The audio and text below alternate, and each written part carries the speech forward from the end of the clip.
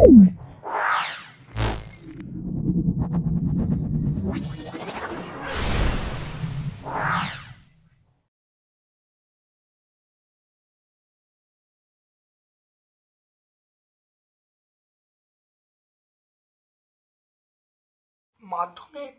2025-এ ভৌতবিজ্ঞানের যে প্রশ্নটা এসেছিল সেটা সম্পূর্ণ সলভ করছি। ভিডিওটা প্রথম থেকে শেষ পর্যন্ত দেখো এবং তোমরা কে কি উত্তর করলে একটু মিলিয়ে নাও। আশা করি এই ভিডিও থেকে তোমরা পুঙ্খানুপুঙ্খভাবে প্রত্যেকটা প্রশ্নের উত্তর পাবে। খুব ভালো করে দেখে নাও, কে কত পাচ্ছ অবশ্যই কমেন্ট সেকশানে কমেন্ট করে জানাতে ভুলবে না, এবং যদি ভালো লাগে লাইক করবে এবং তোমাদের সকল বন্ধু বান্ধবের মধ্যে আমার ইউটিউব চ্যানেল লিঙ্কটা শেয়ার করে দিও। চলে এসো আজকে দেখো বিভাগ কয়ে প্রথম প্রশ্ন। দেখো, নিচের কোন রশ্মিটি গ্যাসকে আয়নিত করার ক্ষমতা সবচেয়ে বেশি বা সর্বাধিক? আলফা রশ্মি। 1.2 ফিউজ তারের বৈশিষ্ট্য হলো উচ্চ রোধ নিম্ন গলনাঙ্ক। 1.3 আধুনিক পর্যায় সারণীতে কয়টি শ্রেণী আছে? 18টা শ্রেণী আছে। নিচের কোন যৌগটি সম্পূর্ণ অণু হিসাবে অস্তিত্ব নেই? NaCl বা সোডিয়াম ক্লোরাইড। অর্থাৎ সমস্ত তড়িৎযোজী যৌগের অণু হিসাবে কোনো অস্তিত্ব নেই, তাহলে অ্যান্সার হবে NaCl। নিচের কোন অ্যাসিডটি মৃদু অ্যাসিড? এখানে যে অ্যাসিডগুলো আছে H2SO4, HNO3, HCl এগুলো সব তীব্র অ্যাসিড, তাহলে CH3COOH অর্থাৎ অ্যাসিটিক অ্যাসিড হলো মৃদু অ্যাসিড, তাহলে অপশন এ। 1.6 লঘু সালফিউরিক অ্যাসিড মিশ্রিত পটাশিয়াম ডাইক্রোমেট দ্রবণে H2S পাঠালে কি রং উৎপন্ন হবে? সবুজ, অপশন সি। কোন আকরিকটি অ্যালুমিনিয়ামের আকরিক? বক্সাইট। ত্রিবন্ধনযুক্ত অসম্পৃক্ত হাইড্রোকার্বন C2H2। গ্রিনহাউস গ্যাসটি শনাক্ত করতে বলছে অক্সিজেন, হাইড্রোজেন, নাইট্রোজেন, এগুলো গ্রিনহাউস গ্যাস নয়, তাহলে অপশন সি হবে জলীয় বাষ্প। এসটিপিতে 22 গ্রাম CO2 আয়তন কত? এটা হবে 11.2 লিটার। CO2 মানে তাহলে 44 গ্রাম, তাহলে 44 গ্রাম CO2 মানে এটা হবে 22.4 লিটার। তাহলে এখানে দেখো 1 গ্রাম CO2 মানে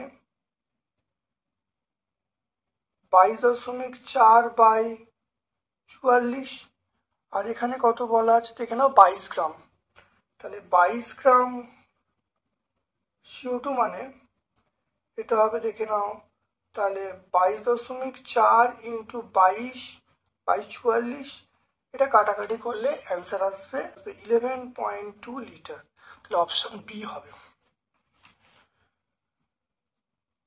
1.11 10 গ্রাম ক্যালসিয়াম কার্বনেটকে তীব্রভাবে উত্তপ্ত করলে কত গ্রাম ক্যালসিয়াম অক্সাইড উৎপন্ন হবে?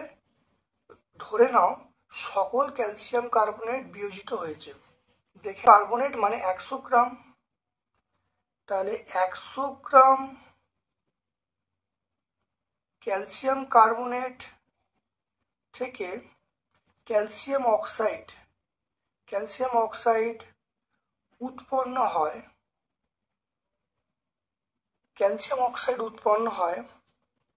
CaO মানে 56 গ্রাম। CaO এটা দেখো, Ca মানে 40 আর O মানে 16, তাহলে কত হচ্ছে 56 গ্রাম। আর এখানে দেখো 1 গ্রামে বার করব, আর এখানে দেখো বলা আছে 10 গ্রাম, তাহলে আমরা 10 গ্রাম CO3 থেকে CO উৎপন্ন হয়, তাহলে আমরা বলবো কত দেখে নাও 56 বাই 100 ইন্টু 10, কাটাকুটি করলাম, দেখো 5.6 গ্রাম দেখে নাও, তাহলে অ্যান্সার হয়ে গেল 5.6 গ্রাম, অপশন বি।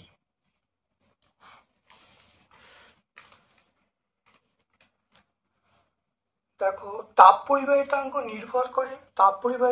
নির্ভর করে অবশ্যই উপাদানের উপরে, এগুলো কারণ অনেকে তাপমাত্রা বলবে, অনেকে দৈর্ঘ্য বলবে, অনেকে প্রস্থচ্ছেদ বলবে, কিন্তু প্রথম অপশানটা হবে পরিবাহীর উপাদানের উপরে। তাহলে অপশান বি বলবো, সেটা পরিবাহীর উপাদানের প্রকৃতির উপর নির্ভর করবে। আলোর প্রতিসরণে কোন রাশিটি অপরিবর্তিত থাকে? কম্পাঙ্ক। কোন প্রকার দর্পণে অসৎ ছোট সমশীর্ষ প্রতিবিম্ব গঠিত হয়? উত্তল দর্পণে। কোনটি তড়িৎ শক্তির একক? তড়িৎ শক্তির একক হলো কিলোওয়াট ঘন্টা। তেজস্ক্রিয়তার, এবার চলে এসো বিভাগ ক্ষয়ে। বিভাগ খ, তেজস্ক্রিয়তার এসে একক বেকারেল। অথবা প্রশ্ন দেখো, ইউরেনিয়াম থেকে বিটা কণা নির্গত হলে পারমাণবিক সংখ্যা 1 একক বাড়বে। দেখো জার্মান সিলভারে উপস্থিত, এটা নিকেল বলবো। তারপরে দেখে নাও অপশন, দেখো ইউরেনোত্তর মৌল এটা হবে পিইউ হবে। ক্যালামাইন থেকে নিষ্কাশিত ধাতু, এটা জেডেন হবে। পর্যায় সারণীর দ্বিতীয় পর্যায়ে উপস্থিত ক্ষারীয় ধাতু, সেটা লিথিয়াম হবে। দেখো পাশে উত্তরগুলো করা আছে।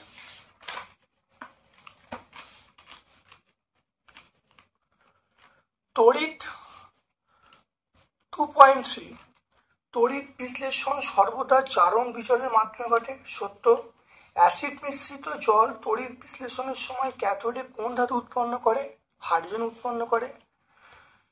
কোনটি তড়িৎ বিশ্লেষ্য? চিনির জলীয় দ্রবণ তড়িৎ বিশ্লেষণ করতে পারে না। ইথানল পারে না। অ্যাসিটিক অ্যাসিড পারে, সামান্য পারে, তাই অ্যান্সার এখানে হবে অ্যাসিটিক অ্যাসিড।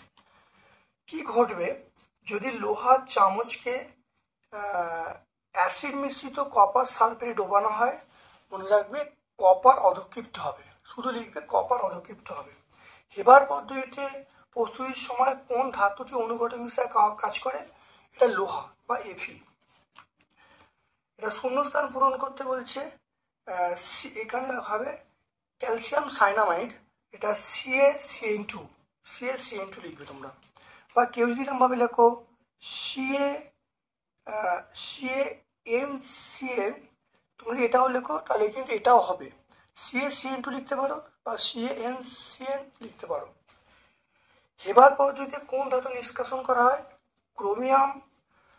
ক্রোমিয়াম হবে, লোহা হবে, ম্যাঙ্গানিজ হবে, যে কোনো একটা লিখলেই হবে। তারপর দেখো এইটার ইউপ্যাক নাম, এটা 2-ব্রোমোপ্রোপেন। 2-ব্রোমোপ্রোপেন। অবস্থানগত আইসোমেরিজমে বা সমবায়বতার উদাহরণ দিতে বলছি।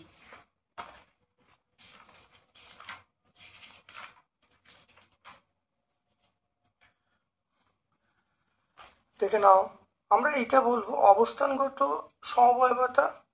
দেখে নাও এন প্রোপাইল অ্যালকোহল এবং আইসোপ্রোপাইল অ্যালকোহল, এটা আমরা বলবো। এটা আমরা টেক্সট বই 140 পেজে পাবো। ছাত্র টেক্সট বই আমরা 124 পেজে পাবো, 140 পেজে। রান্নার পাত্রে আটাবিহীন প্রলেপ বা ননস্টিক বাসনপত্রে আমরা পলিমারের মনোমারের নাম, এটা হবে এইটা টেট্রাফ্লুরোইথিলিন। ননস্টিক বাসনপত্রে টেট্রাফ্লুরোইথিলিন বা টেট্রাফ্লুরোইথিলিন, এরকমভাবে আমরা লিখতে পারি টেট্রাফ্লুরোইথিলিন। বায়ুমণ্ডলে কোন স্তরে ঝড় বৃষ্টি হয়? এটা ট্রপোস্ফিয়ার বলবো। ও ওজোন স্তরের গাঢ়ত্ব মাপতে ব্যবহার করা ডবসন ডিউ। রেফ্রিজারেটর থেকে নির্গত হয় একটা গ্রিনহাউস গ্যাস, CFC বলবো। চার্লসের সূত্র অনুসারে -230 তাপমাত্রায় গ্যাসের আয়তন 0 হয়, এটা অসীম লেখা আছে, তাহলে মিথ্যা। STPতে 16 গ্রাম অক্সিজেন গ্যাসে উপস্থিত অণুর সংখ্যা 32 গ্রামের মধ্যে অ্যাভোগাড্রো সংখ্যা আছে 16 গ্রামের মধ্যে অ্যাভোগাড্রো সংখ্যা বাই 2, তাহলে এটা দেখে নাও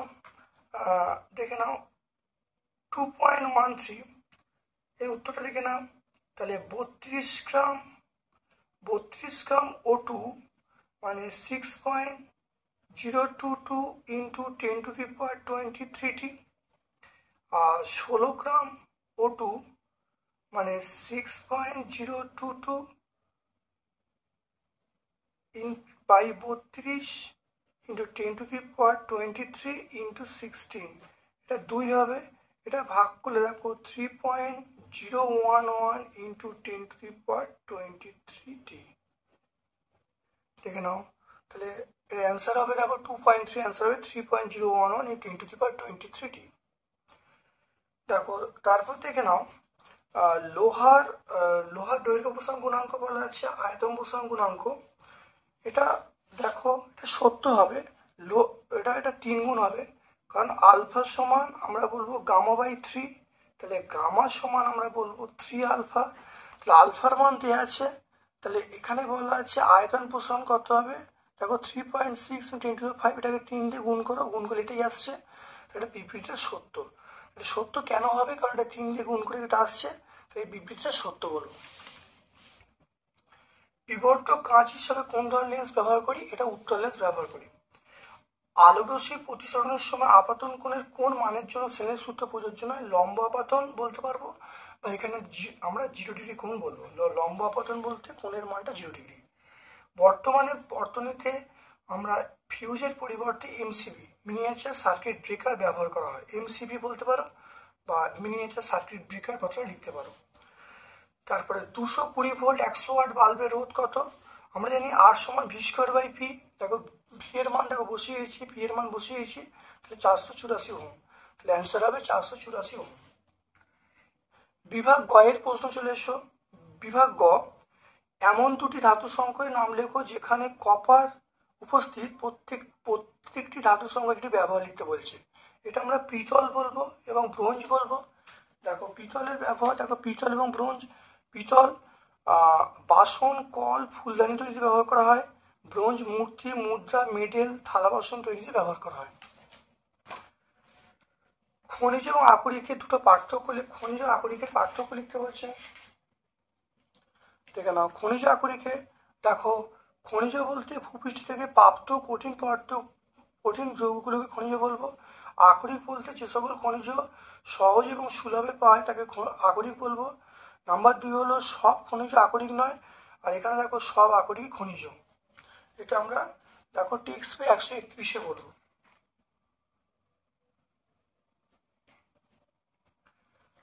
থ্রি 3.2 চলে এসো, কিভাবে নিচের পরিবর্তনটি করবে। তাহলে দেখো পিটি, পিডি বা র্যানি নিকেল, পিটি বা র্যানি নিকেল এর সঙ্গে হাইড্রোজেন বিক্রিয়া করলে, তাহলে এখানে পিটি বা পিডি বা র্যানি নিকেল বলবো। এটা অথবা দিয়ে আমরা র্যানি নিকেল বলতে পারি, র্যানি নিকেল, তার সঙ্গে হাইড্রোজেন বিক্রিয়া করলে এটা উৎপন্ন হবে, এটা যেটা পাবো ইথেন। এই যৌগটার নাম হলো ইথেন, এটার নাম ইথেন, আর এইটা হলো ইথিলিন। তাহলে ইথিলিন থেকে ইথেন তৈরি করার জন্য আমরা ব্যবহার করব পিটি, পিডি বা র্যানি নিকেল, তার সঙ্গে হাইড্রোজেন বিক্রিয়া করব। দুটো জৈব ভঙ্গুর পলিমারের নাম, আমরা বলবো সেলুলোজ বলবো, স্টার্চ বলবো, তোমরা প্রোটিনও বলতে পারো। ওজোন স্তরকে প্রাকৃতিক সৌর পর্দা কেন বলা হয়, প্রাকৃতিক সৌর পর্দা বলা হয় কারণ সূর্য থেকে আগত ক্ষতিকারক রশ্মি বেশিরভাগই ওজোন স্তর দ্বারা শোষিত হয়। ওজোন স্তর না থাকলে ক্ষতিকর রশ্মি সরাসরি ভূপৃষ্ঠে এসে পড়তো এবং আমাদের ত্বকে নানা রকম সমস্যা সৃষ্টি হতো। সেই জন্য ওজোন স্তরকে সৌর পর্দা বা ওজোন স্তরকে আমরা সেই জন্য প্রাকৃতিক সৌর পর্দা বলি। এটা আমরা সহায়িকা, ছায়া প্রকাশনের সহায়িকা 12 পেজে পাবো। তারপর দেখো বিশ্ব উষ্ণায়ন এবং গ্রিন হাউস এফেক্টের মধ্যে কিভাবে সম্পর্কযুক্ত। সূর্য থেকে আগত ক্ষুদ্র তরঙ্গ অবলিত রশ্মি পৃথিবীর চারপাশে গ্রিনহাউস গ্যাসগুলো আচ্ছাদন ভেদ করে পৃথিবীতে আসতে পারে। ভূপৃষ্ঠে অবলিত রশ্মির কিছু অংশ শোষণ করে নেয়। ভূপৃষ্ঠে এবং বায়ুমণ্ডলের গ্রিনহাউস গ্যাসগুলি ভূপৃষ্ঠ দ্বারা বিকিরিত দীর্ঘতম তরঙ্গ দৈর্ঘ্যের অবলোহিত রশ্মির কিছু অংশ শোষণ করে উত্তপ্ত হয়, বাকি অংশ পৃথিবী পৃষ্ঠ থেকে প্রতিফলিত করে। মানুষের বিভিন্ন কার্যকলাপের ফলে গ্রিনহাউস গ্যাসগুলির পরিমাণ বৃদ্ধি পাচ্ছে। ভূপৃষ্ঠ থেকে বিকিরিত দীর্ঘ তরঙ্গ বিশিষ্ট অবলিত রশ্মি আরও বেশি পরিমাণ বায়ুমণ্ডলে আবদ্ধ হচ্ছে। এর ফলে পৃথিবীর তাপমাত্রা ক্রমশ বৃদ্ধি পাচ্ছে।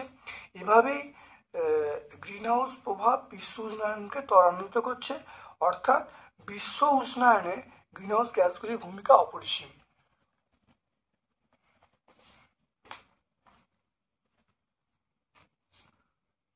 সহায়িকা 14 76 পারস্তম্ভের চাপে 27°C তাপমাত্রায় নির্দিষ্ট পরিমাণ গ্যাসের আয়তন 200 সিসি।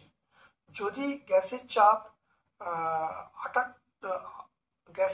38 সেমি পারস্তম্ভ হয় এবং তাপমাত্রা 157°C হয়, তাহলে গ্যাসটার আয়তন নির্ণয় করতে বলছে।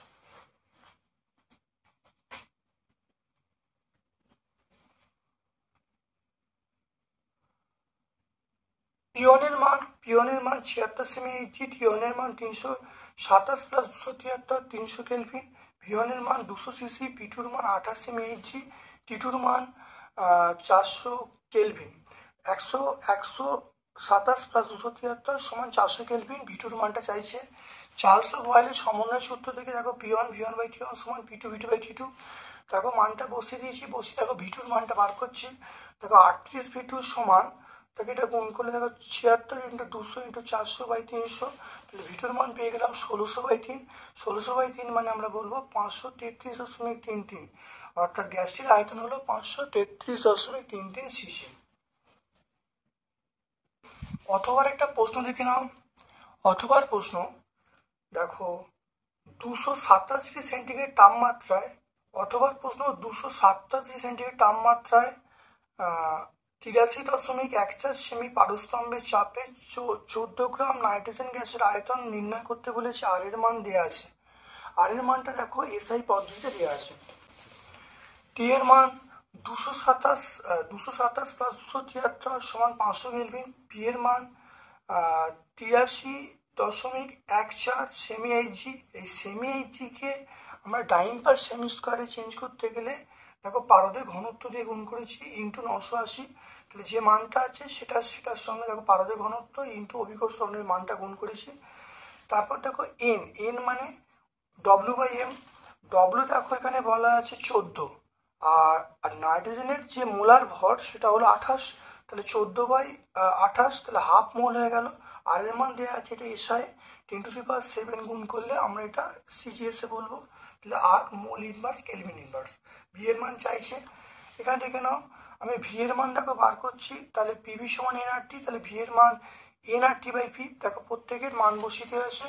বসিয়ে দিয়ে দেখো ভি এর মান পেয়ে গেলাম 18.75 × 10⁻3, অর্থাৎ গ্যাসটার আয়তন পেয়ে গেলাম 18.75 × 10⁻3 সেমি কিউব। উত্তর লেন্স দ্বারা প্রতিবিম্ব গঠনের উপযুক্ত রেখাচিত্র অঙ্কন করতে বলছেন। আমরা এই ছবিটা এঁকে দেবো। এই ছবিটা আমরা আঁকবো, আর এর সঙ্গে আমরা বলে দেবো যে প্রতিবিম্বটা বস্তুর সাপেক্ষে সোজা এবং সমশীর্ষ হবে, এই কথা বলে দেবো। তাহলে পেজ নাম্বার আমরা ছায়া প্রকাশনীর টেক্সট বই 50 থেকে 51 পেজে আমরা পাবো। আকাশকে নীল দেয় কেন, চিত্র সহ ব্যাখ্যা করতে বলছি। দেখে নাও, সূর্যরশ্মি ভূপৃষ্ঠ থেকে আসা অনেকটা পথ বায়ুমণ্ডলের মধ্য দিয়ে যায়। বায়ুমণ্ডলে ধূলিকণা এবং গ্যাসের অণুগুলির মধ্যে সূর্যরশ্মি বিক্ষেপণ ঘটায়। দৃশ্যমান আলোর মধ্যে লাল আলোর তরঙ্গ দৈর্ঘ্য বেশি হওয়ায় এর বিক্ষেপণ কম হয়।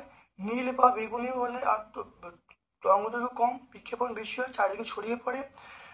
বেগুনি অপেক্ষা নীলটা চোখে বেশি সংবেদনশীল, তাই আমরা আকাশকে নীল দেখি। এটা আমরা 58 পেজে পাবো।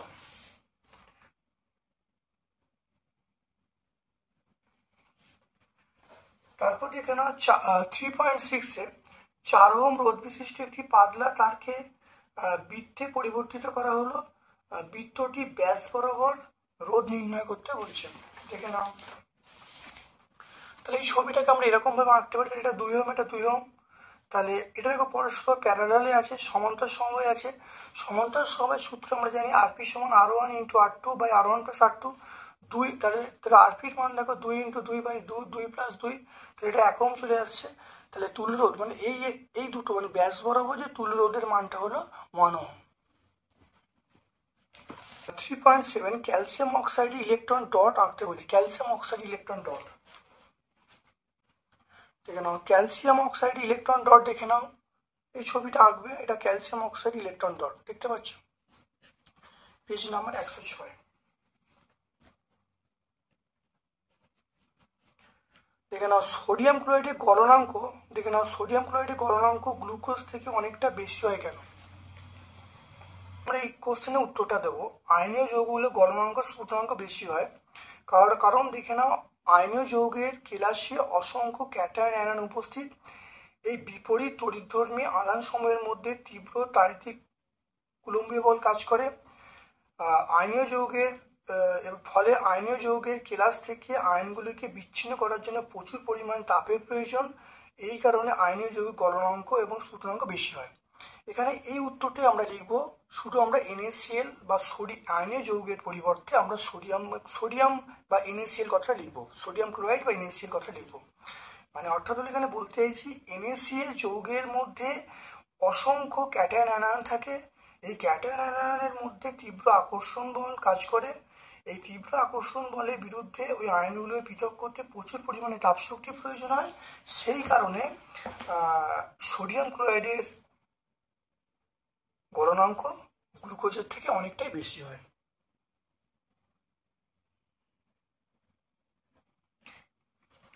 কেন তড়িৎযোজী বলতে এই দুটো হলো তড়িৎযোজী, এই দুটো আমরা বলবো তড়িৎযোজী। তাহলে এই দুটো হলো তড়িৎযোজী, আর বাকিটা যে দুটো পড়ে আছে এই দুটো হলো আমরা বলবো সমযোজী। তাহলে এই দুটো আমরা বলবো তড়িৎযোজী। তারপর দেখে নাও উত্তপ্ত সোডিয়ামের উপর দিয়ে শুষ্ক অ্যামোনিয়া পাঠালে কি ঘটবে? দেখো উত্তপ্ত সোডিয়ামের উপর দিয়ে অ্যামোনিয়া পাঠালে সোডামাইড এবং হাইড্রোজেন উৎপন্ন হবে। দেখে নাও, তাহলে উত্তপ্ত সোডিয়ামের উপর দিয়ে অ্যামোনিয়া গ্যাস পাঠালে সোডামাইড এবং হাইড্রোজেন উৎপন্ন হবে। ভাষাটা বলবে আর এইটা লিখে দেবে।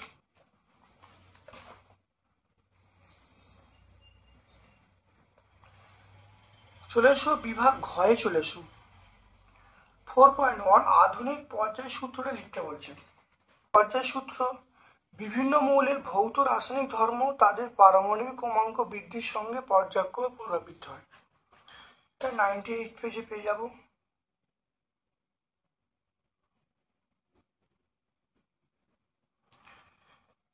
শ্রেণী 1 থেকে 2 এবং 13 থেকে 17 পর্যায়বর্গ মৌলগুলির পারমাণবিক ব্যাসার্ধের প্রবণতা আলোচনা করতে বলছি। পারমাণবিক ব্যাসার্ধের প্রবণতা, এটা প্রথম দেখো এটা বাড়ে, এটা লিখবো বাড়ে, আর এটা লিখবো কমে।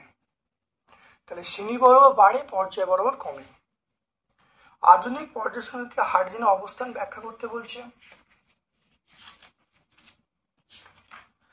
দেখো আধুনিক পর্যায় সারণীতে হাইড্রোজেনের যে অবস্থানটা, এটা আমরা আগে অনেকবার করেছি। ক্ষার ধাতুর সঙ্গে সাদৃশ্য, ক্ষার ধাতুর সঙ্গে বৈসাদৃশ্য, হ্যালোজেনের সঙ্গে সাদৃশ্য, হ্যালোজেনের সঙ্গে বৈসাদৃশ্য।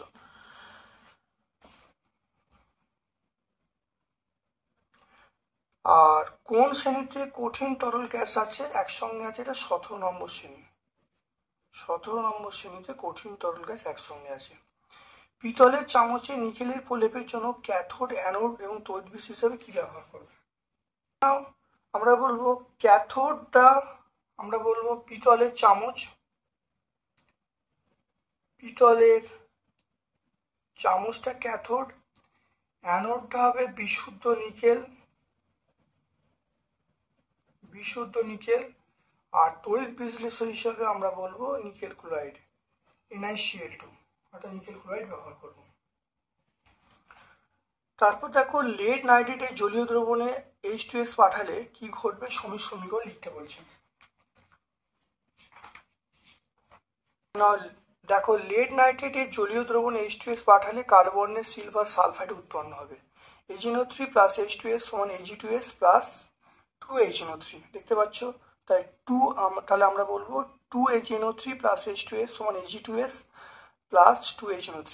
তাহলে কালো বর্ণের সিলভার সালফাইড উৎপন্ন হবে।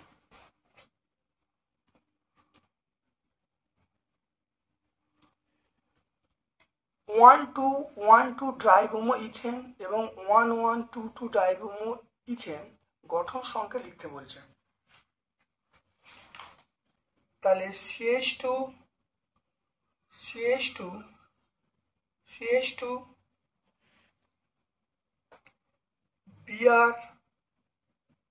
Br আর এইটা হলো এইটার জন্য, আর এইটার জন্য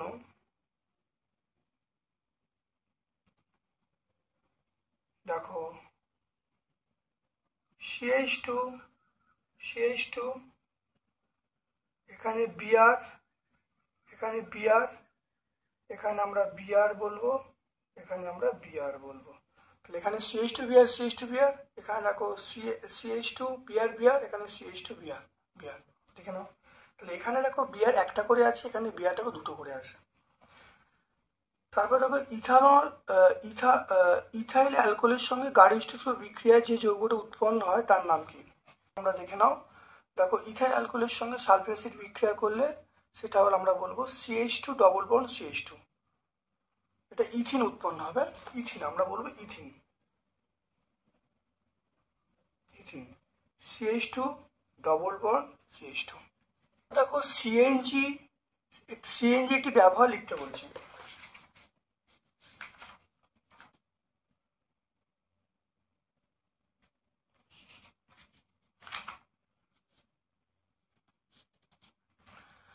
দেখো না, সিএনজির ব্যবহার জ্বালানি হিসেবে ব্যবহার করা হয়, এটা আমরা বলবো জ্বালানি হিসেবে ব্যবহার করা হয়।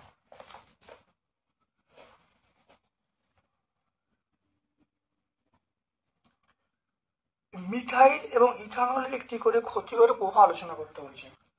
দেখো ইথানল, তাহলে ইথানল দেখো মাথা ধরা, ঝিমুনি, কাজ করার প্রতি অনীহা, এগুলো সৃষ্টি হবে। আর মিথানল অত্যন্ত ক্ষতিকর পদার্থ, এটা লিভারকে জারিত করে, মানে লিভারের প্রতি ক্ষতিকর, লিভারটা ক্ষতিগ্রস্ত হয়ে যায়।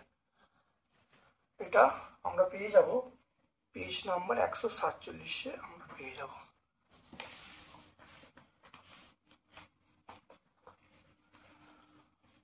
ফোর 4.5-এ চলে এসো।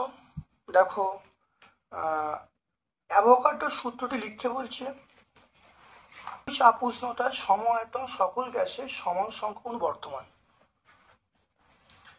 তারপরে দেখো শুষ্ক বায়ু আর্দ্র বায়ু অপেক্ষা হালকা, দেখো এখানে ব্যাখ্যা করা আছে, দেখতে পাচ্ছ পেজ নাম্বার 47-এ আমরা পেয়ে যাব।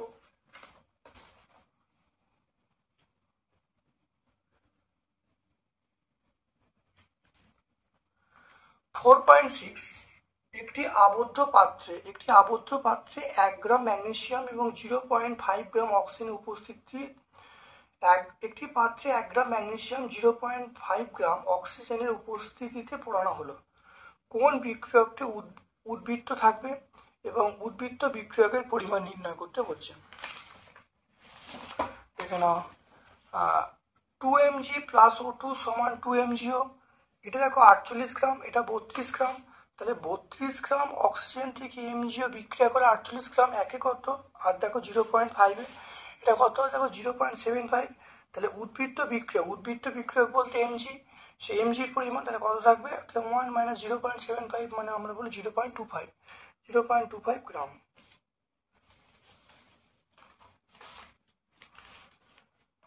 অথবা প্রশ্ন চলে এসো, দেখে নাও কত গ্রাম CaCO3 এর সঙ্গে অতিরিক্ত লঘু HCl বিক্রিয়া করলে 66 গ্রাম CO2 উৎপন্ন হবে। দেখে নাও, এইটা আমরা দেখে নেবো। এটা দেখো 100 গ্রাম, দেখে নাও এটা আমরা 100 গ্রাম বলবো, আর CO2 মানে আমরা বলবো 44 গ্রাম। তাহলে 44 গ্রাম CO2 উৎপন্ন করতে 100 গ্রাম CaCO3 প্রয়োজন, একে কত, আর 66 কত করলে দেখো আসছে কত, আসছে দেখো 150 গ্রাম CO3 প্রয়োজন, অর্থাৎ 150 গ্রাম ক্যালসিয়াম কার্বনেট প্রয়োজন। তারপরে দেখে নাও 4.7 একটি রেল লাইনের পরপর দুটি পাতের মধ্যে সামান্য ব্যবধান থাকে কেন? নাও রেল লাইন পাতার সময় রেল দুটির জোড়ার মুখে কিছুটা ফাঁক রাখা হয়। যে কোনো জায়গায় শীতকালে তাপমাত্রা কম থাকে এবং গ্রীষ্মকালে তাপমাত্রা বেশি থাকে। এই তাপমাত্রা ব্যবধানের জন্য চাকা এবং রেলের ঘর্ষণের ফলে তাপমাত্রা বৃদ্ধির জন্য দৈর্ঘ্য যতটা প্রসারিত হতে পারে সেটা গুরুত্ব দিয়ে রেল লাইনের মাঝে ফাঁক রাখা হয়। এটি না হলে দুর্ঘটনা ঘটতে পারত।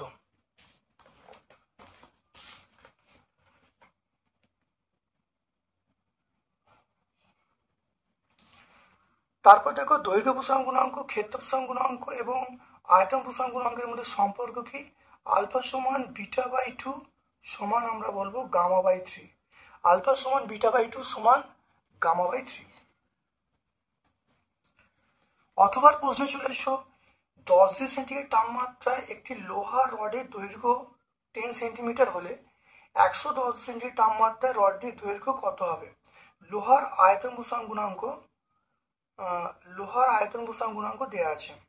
এখানে আয়তন প্রসারণ গুণাঙ্ক গামার মান দেওয়া আছে, আলফার মান বার করতে গেলে গামা বাই 3 হবে। তাহলে 36/3 আমরা বলবো 12 × 10⁻⁻6। আমরা জানি L2 সমান L1 1 প্লাস আলফা টি। এবার দেখো টি মানে T2 - T1, 110 - 10 মানে 100 ডিগ্রি সেন্টিগ্রেড। L1 এর মান 20 সেন্টিমিটার, মানগুলো বসালাম, বসিয়ে দেখো অ্যান্সার পেয়ে গেলাম।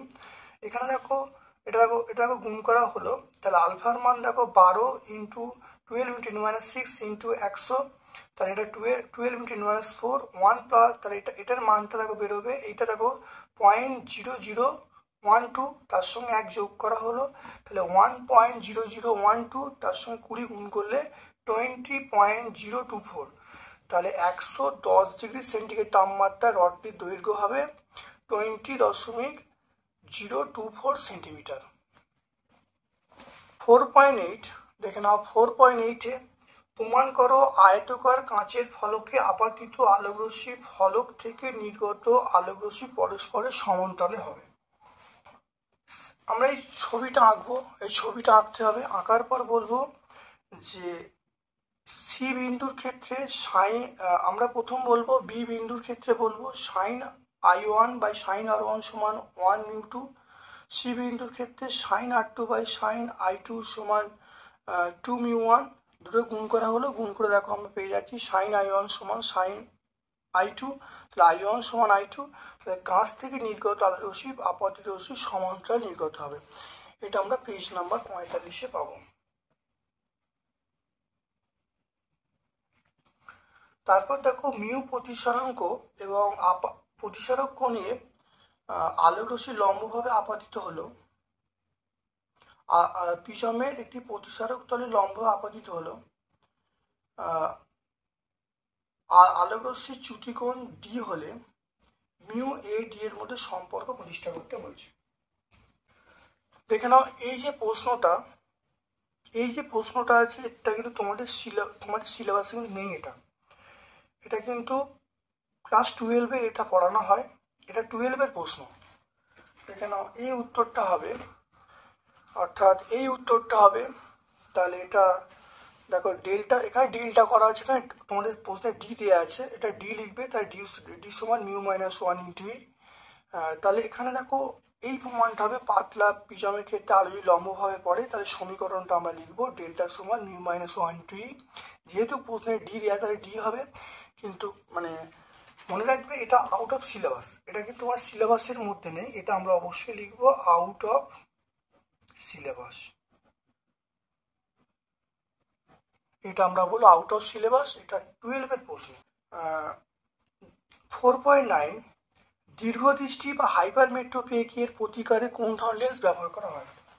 দৃষ্টি অর্থাৎ যে দৃষ্টিতে আমরা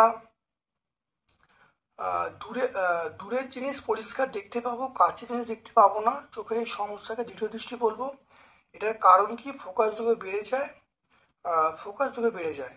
প্রতিকার কি? উত্তল লেন্সযুক্ত চশমা ব্যবহার করতে হবে। তাহলে পেজ নাম্বার 54-এ আমরা পেয়ে যাব।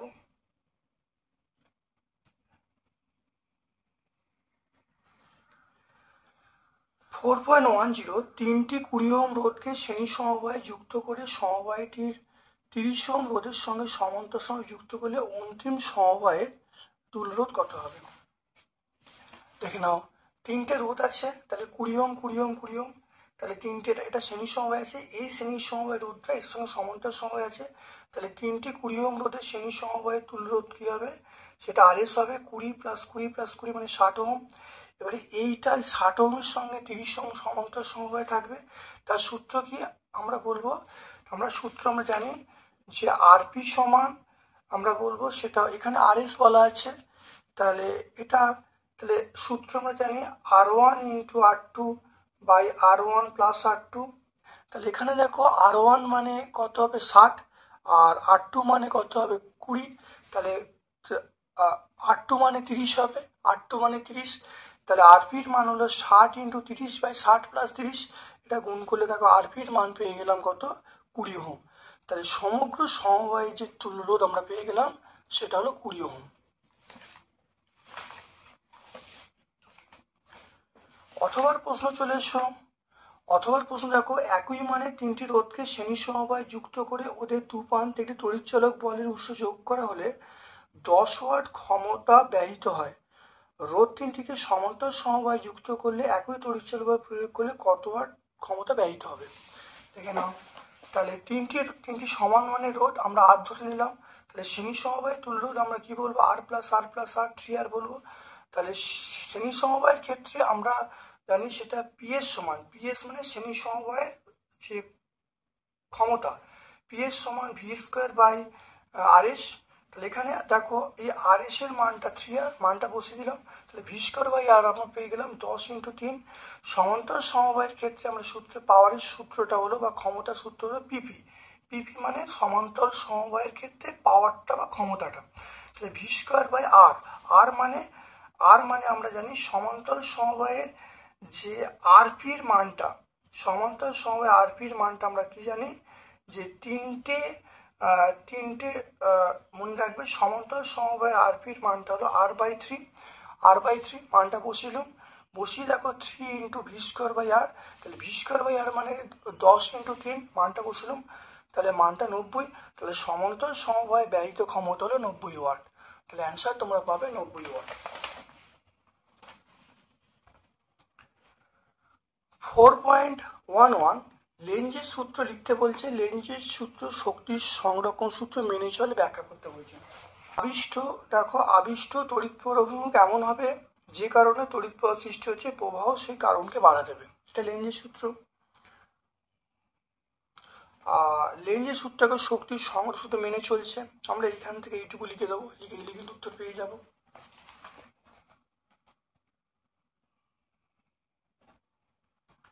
দেখো ভর বিচ্যুতি বলতে কি বোঝো দেখে নাও। পরের প্রশ্ন চলে এসো 4.12 ভর বিচ্যুতি বলতে কি বোঝো। কোনো নিউক্লিয়াসে যতগুলি প্রোটন নিউট্রন নিয়ে গঠিত তাদের সমষ্টি অপেক্ষা নিউক্লিয়াসের ভর কিছুটা কম হয়, এই পার্থক্যকে ভর বিচ্যুতি বা ভর ঘাটতি বলে। তারপরে একটা অঙ্ক আছে হিলিয়াম নিউক্লিয়াসের ভর বিচ্যুতি কত হবে যদি প্রোটন নিউট্রন হিলিয়াম নিউক্লিয়াসের ভরটা দেওয়া আছে। দেখে নাও এটা কি করে দেখে নাও। আমরা জানি ভর বিচ্যুতি সূত্র হলো m into MP plus a minus Z M এর মাইনাস এম। দেখে নাও, তাহলে ভর বিচ্যুতি ডেল্টা এম সমান Z into MP plus a minus Z into M এর মাইনাস এম। এবার দেখে নাও এখানে হিলিয়াম নিউক্লিয়াস, তাহলে জেড মানে প্রোটন সংখ্যা, পরমাণু ক্রমাঙ্ক, তাহলে জেড 2। আর এ মানে দেখো এটা ভর সংখ্যা, এ মানে 4। তাহলে দেখো জেডের মান দেখো প্রত্যেকের দেখো মান বসাচ্ছি mn এমপি মানে প্রোটনের ভর। দেখো এখানে দেখো প্রোটনের ভর দেওয়া আছে আর দেখো নিউটনের ভর দেওয়া আছে। তাহলে তাহলে জেডের মান, এমপি মানে প্রোটনের ভর, এর মান, আর এখানে দেখো জেডের মান, এম এর মানে নিউটনের ভর বসিয়েছি। আর এই এম মানে দেখো নিউক্লিয়াসের যে প্রকৃত ভরটা সেটা দেখো বলা আছে 4.0015। দেখো মানটা বসিয়েছি 4.0015। এটাকে ক্যালকুলেশন করে উত্তর আসছে ডেল্টা এম সমান 0.0304 AMU। তাহলে ভর ঘাটতি বা ভর বিচ্যুতির উত্তর হলো 0.0304 AMU। তাহলে আজকে আমরা মাধ্যমিক ভৌত বিজ্ঞানের 2025 যে প্রশ্নটা এসেছিল সম্পূর্ণ ব্যাখ্যা করলাম। তোমরা অবশ্যই কমেন্ট সেকশনে কমেন্ট করবে কেমন লাগলো। যদি ভালো লাগে লাইক করবে, সকল বন্ধু বান্ধবের মধ্যে ইউটিউব চ্যানেলটা শেয়ার করে দিও। আমার পক্ষ থেকে সকলকে ধন্যবাদ এবং শুভকামনা জানিয়ে আজকের মতো ভিডিও শেষ করলাম। Thank you.